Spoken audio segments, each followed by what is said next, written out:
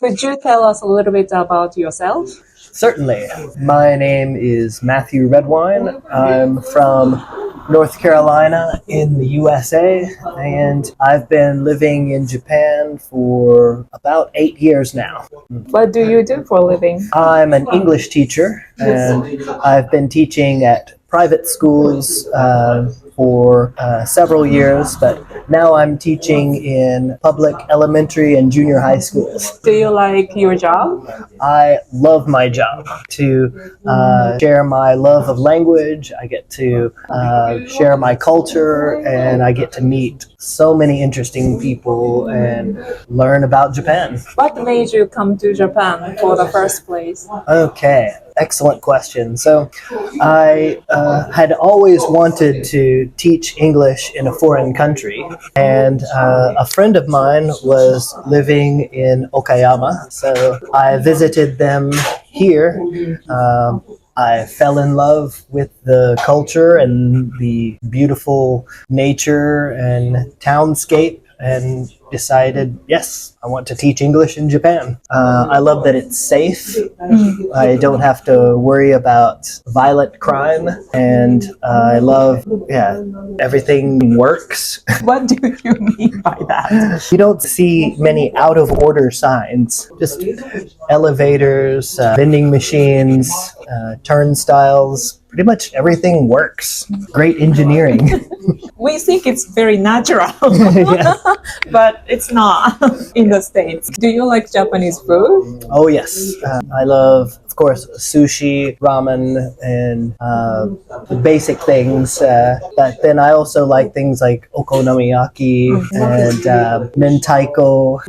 I like natto and umeboshi. So I really like intense flavors. You like Mexican food as well, right? Oh yes. Is it intense food? Yeah, I like spicy things, and there's not a lot of pepper spicy Japanese food, but Lee's instant curry is probably the spiciest thing I've eaten in Japan. Did you like it? Well, it was an experience. Did you try 20? Yes. So, what is your least favorite Japanese food? I believe you call it horumon. I would say offal, which is easy to remember because it rhymes with awful. I just don't like organ meats. Is it the texture you don't like? It's the flavor. It doesn't taste like meat. Liver to me tastes like, I guess, like dirt. Got a muddy, dirty, gritty taste, and yeah, it's actually quite popular where I'm from, liver mush, but I could never eat it. You can put it in udon or yakisoba, it still doesn't help the taste. How long did you live in Kurashiki? Oh, I was in Kurashiki for about 4 years. Do you like Kurashiki? Oh yeah, if you're bored, look at all the tourists. Oh, and the historic buildings.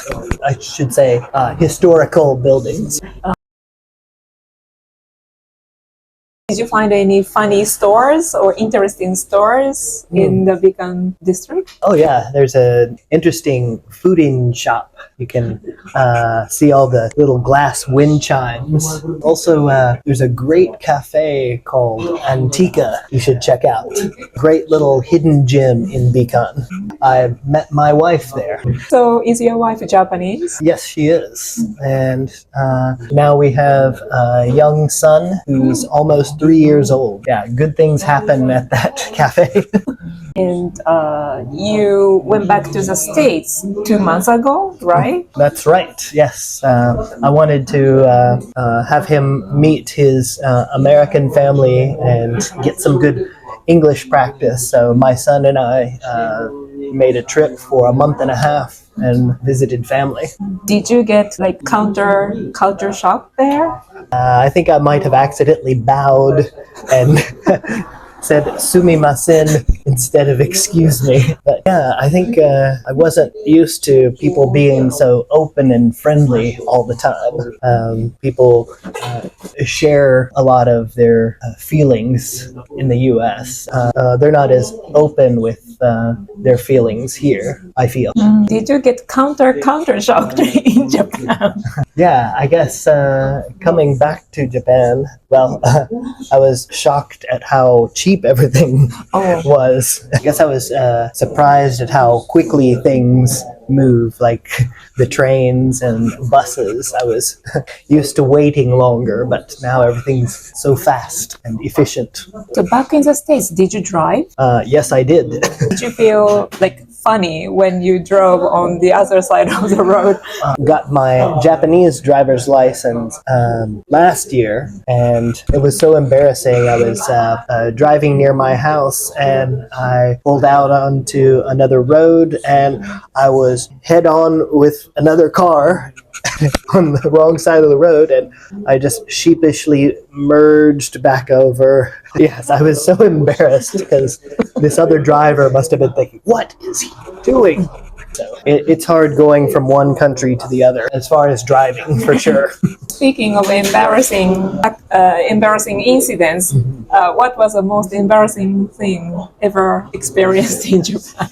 It was embarrassing and scary. I was in Tokyo for the first time. When you're in the US, elevators and some train doors will sense that there's something in the way and kind of reopen. So I realized I was on the wrong train, and so the door was closing, and I used my US brain, and of course we just put our hand to stop the door, but the door didn't stop, and my hand was stuck, and luckily I was wearing a watch, so I broke the watch.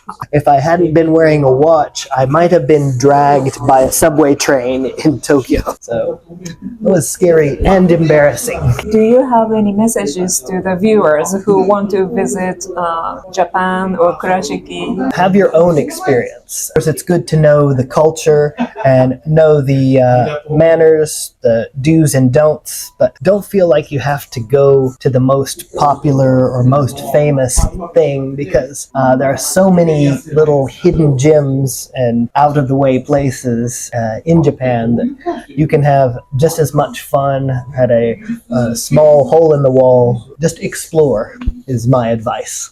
There's definitely a lot of over-tourism, but if you look closer, take Okayama. I work in a town called Maniwa, and there are so many little hot springs and just interesting towns that are locally famous, but maybe not nationally famous. So yeah, look at all the local sightseeing spots. Well, thank you very much for your time. Oh yes, before I go, I wanted to plug my band. They are Kodomo-san, not Mr. Children, but Kodomo-san. You can find us on Bandcamp, and we are a 4-piece all-foreigner band in Japan, Canadian, British, and American.